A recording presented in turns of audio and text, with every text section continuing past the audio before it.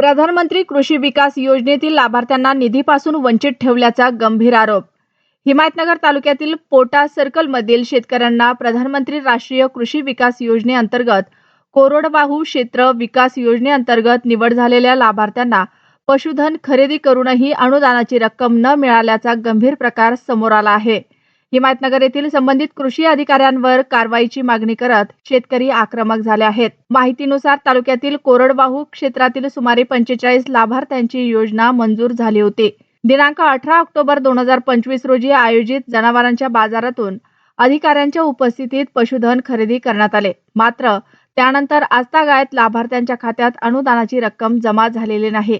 लाभार्थ्यांच्या म्हणण्यानुसार प्रत्येकी सुमारे 2500 रुपयांपर्यंत रक्कम खर्च करून पशुधन खरेदी करण्यात आले। मात्र अनुदानासाठी वारंवार पाठपुरावा करूनही केवळ आश्वासने दिली जात असून प्रत्यक्षात निधी मिळालेला नाही। या संदर्भात जिल्हाधिकारी कार्यालयाकडे लेखी तक्रार देण्यात आली असून संबंधित अधिकाऱ्यावर निलंबनाची कारवाई करण्याची मागणी करण्यात आली आहे। याची कोणतीही दखल झाली नसल्याने दिनांक 23 फेब्रुवारी 2026 पासून कृषी कार्यालयासमोर उपोषण सुरू करण्यात आले आहे।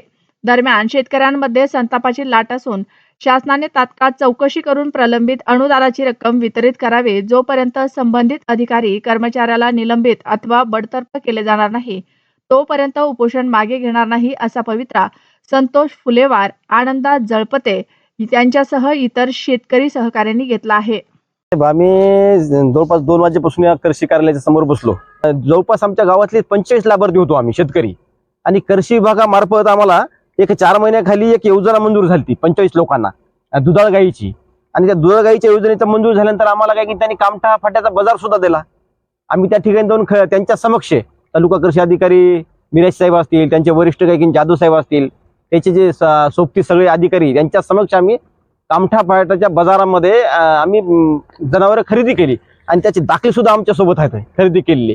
आणि त्यांच्याकडे त्यांचे जे व्हिडिओ आहेत बाजार खरेदीमध्ये केलेले जिओ टॅगचे फोटो त्यांच्याच अधिकाऱ्यापाशी आहेत। आमचं इन्शुरन्स त्या ठिकाणी काढलेलं आहे।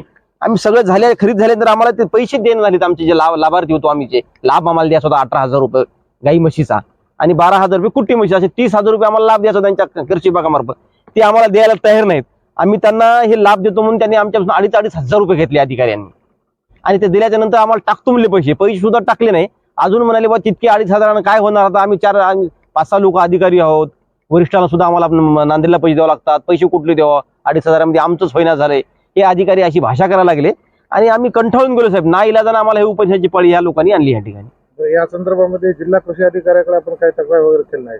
आम्ही ते केली साहेब, ऑनलाईन तक्रार त्यांच्याकडे केली, कलेक्टर साहेबांकडे तक्रार केली, तहसीलदार साहेबांकडे तक्रार केली, पोलीस स्टेशनला एकाला आम्ही निवेदन दिलं। यांच्याकडे देऊन जवळपास आम्ही 12 दिवसापूर्वी त्यांच्याकडे निवेदन दिलं साहेब तालुका कृषी कार्यालयाकडे, की बाबा आमच्याकडे असा अन्याय झालेला आहे, हे तुमच्याच मार्फत अन्याय झालेला आहे, ते अन्याय बाजूला काढा। आम्ही त्यांच्याकडे मागणी केली साहेब, आमचं हे आम्हाला जे आमचा लाभ आहे ते द्या, ते लाभ काही दिला नाही साहेब। म्हणून आमची मागणी आहे यांच्यावर निलंबनाची कारवाई करा। तालुका कृषी अधिकारी मिराशे, त्याचे वरिष्ठ जाधव साहेब आणि चाचानी असेल, माने असतील, वानखेडे साहेब असतील, हे सगळे अधिकारी बाजार साधन साहेब हे सगळेच त्याच्यामध्ये इन्व्हॉल्व आहेत। आणि ते तर झालं साहेब विषय। त्यांचा एक दुसरा एक कारनामा सांगतो या लोकांचा। 2023 मध्ये आमच्या गावाची निवड झाली साहेब राज्य पुरस्कार एकात्मिक कापूस मूल्यांकन योजनेमार्फत, आणि ते एका शेतकरी 100 शेतकरी निवडायचे त्याच्यामध्ये।